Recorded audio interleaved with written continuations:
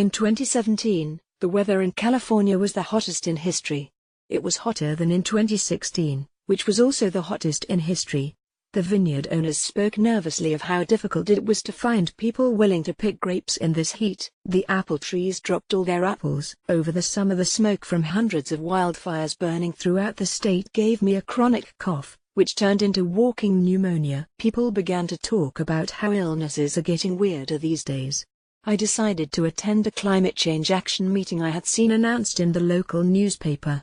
It was an experimental prototype course founded on the ideas in George Marshall's book Don't Even Think About It, Why Our Brains Are Wired to Ignore Climate Change. After spending 15 years studying climate change denying microcultures, Marshall concluded that facts don't change people's minds, only stories do. We're so motivated by wanting to belong that we'd rather risk the dangers of climate change than the more immediate symbolic death of estrangement from our peers. In order to address climate change in our communities, Marshall suggests, we must appeal to the same desires that religion does: belonging, consolation and redemption. For this reason, the purpose of the group, or fellowship, as the organizers called it, was to borrow the most effective tools of religion in order to create a community of people who would work together when it was time to implement policy change, or even take to the streets.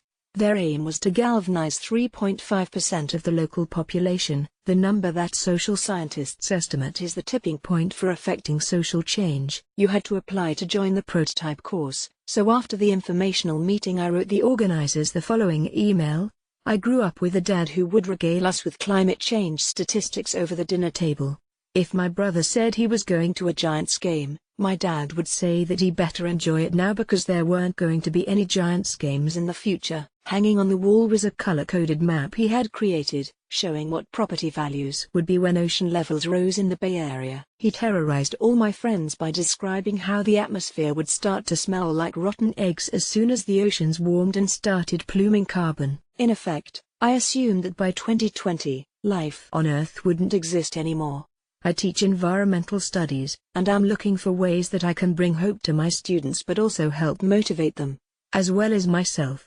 The organizers tried many methods for cultivating a feeling of fellowship. They'd start the session by banging a gong, or by reciting a poem by William Stafford, or one about holdfasts, the dangly part of seaweed that clings to rock, which we were encouraged to commit to memory in order to steady ourselves when things got rough. They encouraged us to discuss our vulnerabilities, but the most effective method was to scare the crap out of us with mini lectures about the realities of climate change, which bonded us in common terror. A wildfire near Keenbrook, California in August 2016. Photograph: Noah Berger. We were presented, at the beginning, with a self-proclaimed humorless, brain-numbing deep dive into climate science. They told us it wasn't supposed to happen this quickly. Climate scientists had predicted that by 2017 we would be at 380 parts per million, ppm, of carbon dioxide in the atmosphere, but we were already past 410 parts per million. The man who presented this information was, like my father, a local architect. Scrunching up his face he said, "I don't want to depress you, but I want to tell it to you straight." The most effective glue for bonding, our organizers said, was collaboration. We needed a goal we could all work towards. Our goal was to phase out the internal combustion engine in California by 2030. They gave us questionnaires so we could spend the next week testing the public's receptivity to this idea. Here are some of the responses we got. What happens if the power goes out? Where do the cars on the road go? Do we get a free car? What happens to the oil companies? Would you be punished for having a gas car? Do I have to get rid of my brand new car? How did we get into this mess? What can we do to ensure our children can understand so they know what is going on by the time they get through high school? Why not just get everyone to stop eating meat instead? Agriculture creates as many greenhouse gases as automobiles. Haven't you seen Cowspiracy? There are so many other issues. Why electric cars? We need to change our habits. Our schools should feature human relationships and our relationship to the earth. The 4 Ps: reading, writing, arithmetic, relationships. Could I go to Nevada to buy a car? Isn't solar production toxic? What will I do with my beloved van that carries all my stuff day after day? Would there be violent, emotional reactions to such a radical move? How do we deal with that reaction? I like it. Get there. Proud of you, Bill, for being involved. It's inspiring. I'm not driving an electric car. I'm allergic to electricity and smart meter arrays. 2030 may be too late to avoid some of the most catastrophic climate and social issues. We have such a gas plus car culture. Why do we let high schoolers drive to school? We need to change the consciousness. Only HS kids who work should have a car. I was surprised by the responses. To be honest, I thought people would be more excited about it. Our climate change group provided a meta-study about the 97% scientific consensus on climate change. Because scientists never say that something is 100% true, and by nature, are often poor at communicating on an emotional level and tend to resist alarmist scenarios, the climate change deniers have been able to point to that 1 to 3% of doubt. 97% is also the proportion of scientists who support the theory of plate tectonics. We also learned that 61% of Americans say climate change is important to them, but rarely or never discuss it with people they know. Our homework was to become climate change evangelists for a month. To prepare, we discussed how to raise the topic with a stranger. Sure is hot these days. Or how often do you take the train? Trying to save on fossil fuels? Or do you ever remember it being 97 degrees in October? I decided, as an experiment in humiliation, to discuss climate change everywhere I went. The following are methods I do not recommend. 1. Bumping into someone's shopping cart at the supermarket. Oh, sorry. I was just so distracted thinking about climate change. 2. After complaining to my boss about the measly salary I make as an adjunct professor, I apologize for expressing myself in such a heated manner about how impossible it is to live on this salary. I was just really distressed thinking about climate disruption. 3. During Hurricane Harvey, I was having dinner with my neighbor, whose car has bumper stickers that say things like "My other car is a broom and never fear. The goddess is here." So it was unsurprising to hear her say, "This hurricane is Earth Mama," expressing her anger at the patriarchy. Actually, I said, I'm not sure if the hurricane has anything to do with the Earth getting angry. It might have more to do with greenhouse gases. I'm not saying that climate change is causing the hurricane. It acts more like a hormone, or an adverb, an intensification of the qualities already present. I'm afraid things are only going to get worse. 4. I went to my friend's Blade Runner party, which was filled with 40-something guys who kept reciting all the lines and knew all the trivia answers.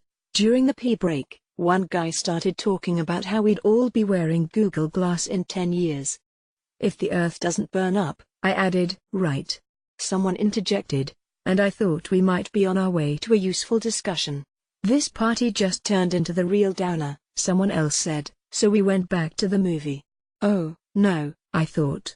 I'm turning into my dad. Over dinner, he often told stories about how the heartbeat of the ocean might stop, which would affect the wind and freeze parts of the Midwest and Europe. For this reason I think of discussing climate change as a relaxing family activity. My father's second wife, on the other hand, got so tired of hearing about global warming that she considered getting a Stop Global Dooming bumper sticker for her car. When my brother announced that his wife was pregnant, my dad told him he wouldn't need a college fund since there wouldn't be any college in the future. My brother, who was tenderly grilling ribs, threw down his barbecue fork and said, "For once I want to talk about life, and not always be focused on the end." After that, climate change became a forbidden topic on holidays. Now I was rediscovering what I had understood as a kid. People don't respond well to threats, to cajoling, to end-of-the-world scenarios, to dystopian futures, to hopelessness, fire damage in Glen Ellen, California. Photograph, Justin Sullivan/Getty Images. But as I watched the news about Hurricane Harvey, I was astonished that not a single anchor mentioned climate change. Instead they blamed the flooding on Houston's paved surfaces. According to George Marshall, those who don't believe in climate change are less likely to believe in it after a climate disaster. Every single member of our group was confounded by this. That makes no sense. We said to one another, if a person believes that weather fluctuates regardless of carbon dioxide in the atmosphere, or that catastrophes represent some kind of punishment from God, confirmation bias will lead him to view the latest climate disaster as proof. And after a climate disaster, people feel a heightened sense of community. They don't want to get into a politicized discussion with a neighbor who just saved their dog. Furthermore, Marshall writes, Climate disasters operate according to the same psychological logic people develop when they get struck by lightning.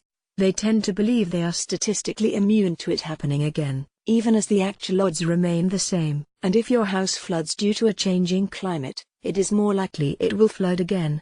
If your house burns down, it is more likely it will burn again. The night the fires started in Northern California, my boyfriend and I had an argument. Afterward, he took out the garbage. "Come here," he said when he opened the door. "Check out how hot it is outside."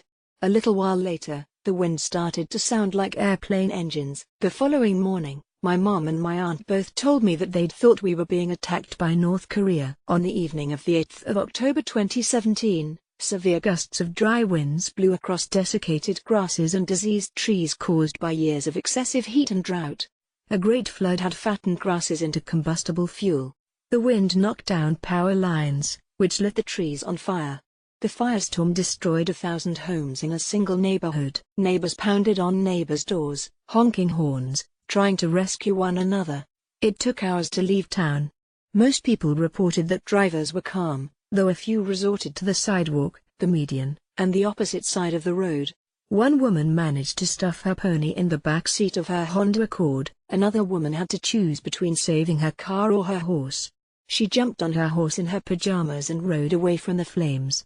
The fires burned for over a week, killed 44 people, and destroyed more than 10,000 structures and square miles of land. It was the most destructive outbreak of fires in California's history. During the fires I took walks, and I tried to read the paper falling from the sky. I wanted to collect the scattered notes, but they disintegrated when I picked them up, leaving the smell of poison on the tips of my fingers. The paper pieces lay curled like chocolate shavings. They were all the size of my palm. I was looking for stories, but I could only find information, Bible pages, sections from Genesis, phone bills, pieces of romance novels, so many of those, perfectly preserved letters so meticulously burned around the edges that they looked the way letters do when you burn them in 4th grade to make them look romantic, gold-embossed stationery with someone's name written over and over in tiny letters at 45-degree angles, musical scores, Swedish package tour vacation brochures, pieces of phone books. People still have phone books, a kid's homework, he did poorly, journal pages, so many pages of people talking to themselves, as well as tar paper and bits of insulation burned until thin as paper. Firefighting in Santa Barbara County in December 2017. Photograph, Zinhua/Rex/Shutterstock. I walked and tried not to breathe. Why was the sky directly above me blue, while everywhere else it was gunmetal gray, and flickering with particulate matter? Everyone spoke of particulate matter. In the hardware store all you needed to say was "Where are they?" and they'd point you to the pile of N95 respirator masks. Someone passed me on the trail. I imagined he was judging me for not wearing a mask, but I couldn't read his expression because he was wearing one. I looked at the dun, shoulder-high grass. That explosive fuel, the color of pale grasshoppers, was all that stood between an out-of-control fire and me. Outside the grocery store, the usual produce had been moved inside to avoid falling ash. Walking down an aisle, I heard a woman yelling into her phone, "Keep it watered down, damn it. Keep watering it down." The news never reported where the active fire was. We only knew that it was completely uncontained, and that all effort was focused on rescuing people, evacuating the hospital, and getting elderly people out of their homes. All we could do was hope the winds wouldn't change. I walked into the grasses to get away from the panic on people's faces. There was no digesting this fire. There was no beginning, middle or end. I couldn't stop thinking about Sugarloaf Ridge State Park, which was now decimated. I hadn't walked on Sugarloaf Ridge in years, but whenever I used the words poison oak or gallop or fog, my mind flashed femtosecond images of the park. Now it was ash. My old high school had burned down, as well as everything along the roads to get there. Before the fires, I had been teaching a class on ecology. We were learning about systems theory and the interdependency of ecosystems, how trees communicate and send messages and medicines to other parts of the forest, and draw up water to share with other plants. We learned how insects can digest the compounds in eucalyptus and create poop that inhibits the growth of encroaching plants such as mustard. This is probably one reason why the eucalyptus has been so successful as an invasive species here. But in the 1850s, when the government planted eucalyptus throughout California at maniacal speed because its fast-growing wood was essential for railroad ties and fence posts, it turned out that these trees, unlike old-growth eucalyptus groves in Australia, twisted when they dried and became so hard that they were no longer suitable for building. And now the volatile oils in their leaves turned out to be extremely combustible. In seasonably dry climates, native oaks are fire-resistant, but with the introduction of eucalyptus we introduced an extreme fire hazard. I stared at the eucalyptus twisting in the heat. The weekend before the fires, I attended a grief workshop sponsored by the Climate Change Group. They told us that grief processed on one's own turns to despair, but grief processed communally becomes medicine. Our workshop leader suggested that the thing that will save us may be our own broken hearts, for true action can only come through these deeper feelings. The night after the grief workshop I got into an argument with my boyfriend. You should get out of the Silicon Valley rat race and dedicate yourself to transitioning to a green economy, I heard myself saying. You're a scientist. You can help develop technologies. This article says we have to treat climate change like we are fighting the Second World War. For example, we have to start movements where everyone paints their roofs white to try to dissipate the heat before it reaches a rise of 1°C. We have to cut carbon emissions now, I said.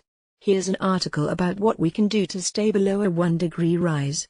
There are solutions. If you were to really internalize that we are the first generation to see the effects of climate change and the last generation to be able to do anything about it, would you change your life?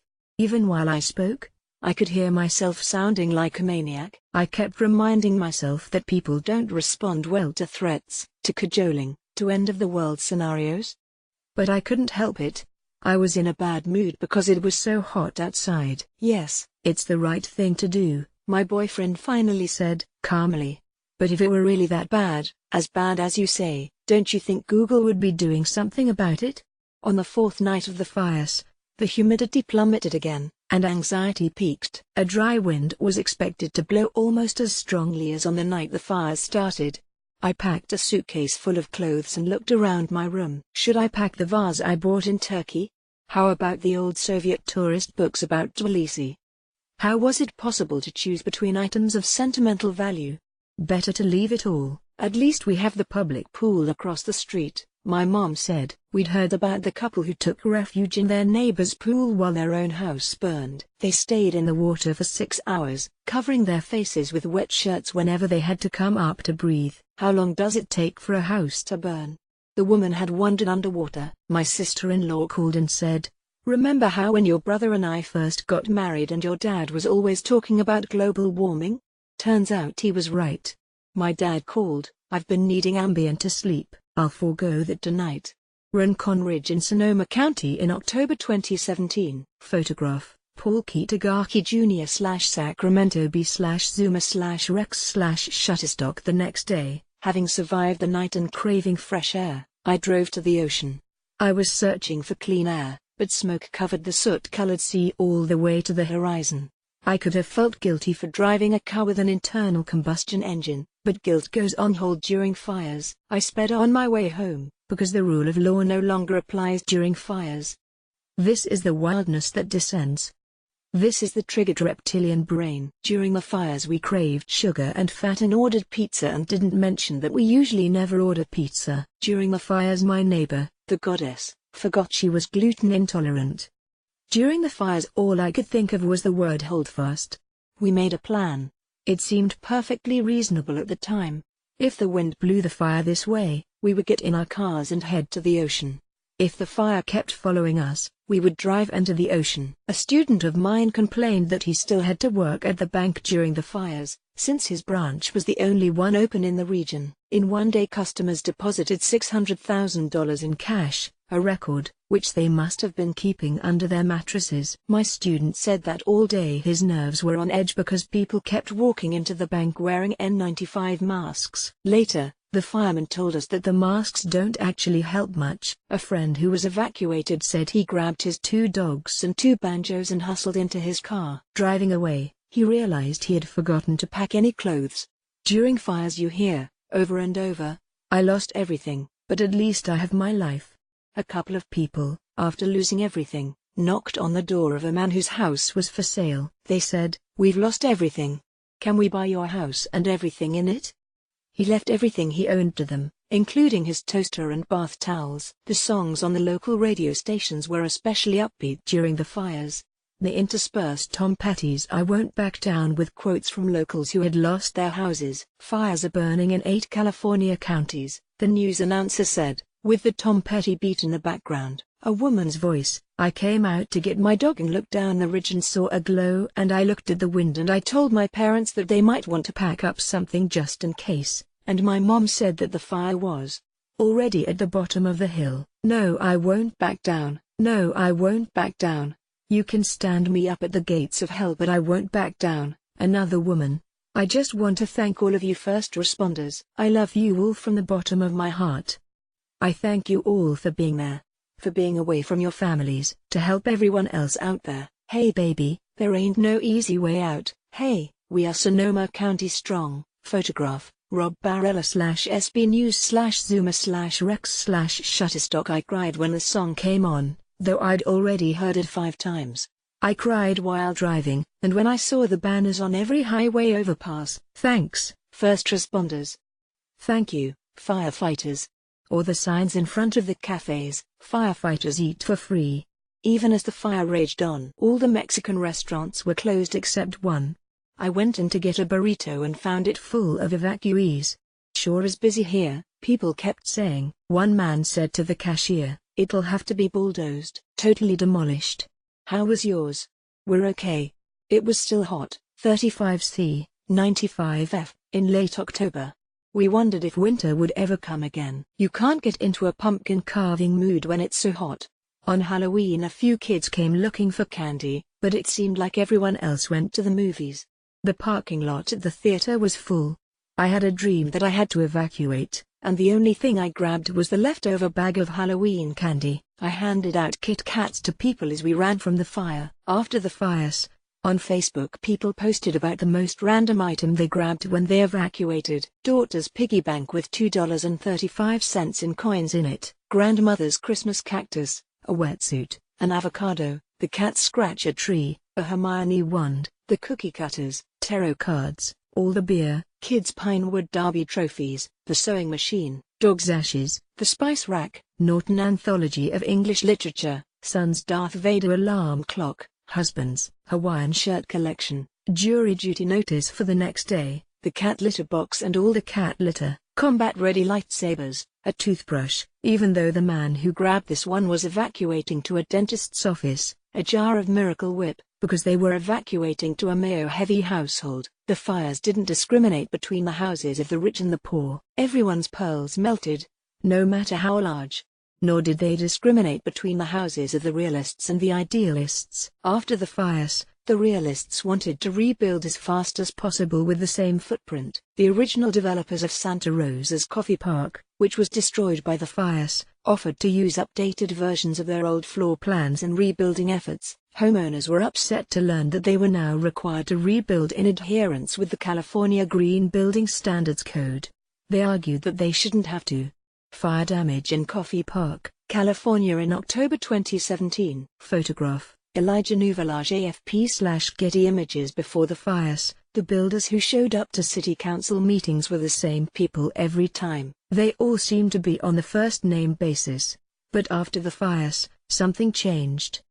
People began presenting ideas to install rain catchment and greywater systems, community gardens and bike paths. They wanted to revamp the land use laws, change the zoning for tiny houses, use fire-resistant straw bale construction, and concrete and foam. The city council was inundated with people wanting to rebuild with green roofs and walls, to rebuild in a way that would promote bees and carbon-capturing methods, even permaculture methods and composting plants. City officials looked a little frightened as they listened to a large group of people talk about a town in Kansas that rebuilt with renewable energy after getting hit by a tornado. More than 600 people showed up for a breakfast sponsored by Daily Acts, an organization that builds community by working with neighborhoods to turn lawns into drought-tolerant gardens. A farmer who had lost his farm and all of his bees spoke at the podium. Why can't Sonoma County always be able to feed its poor?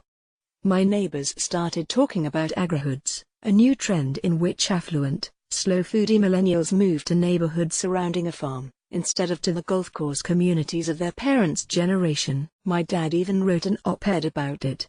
A longer version of this story appeared under the title An Account of My Hut in the spring issue of N+1 magazine. Follow the Long Read on Twitter @LongRead, or sign up to the Long Read weekly email here.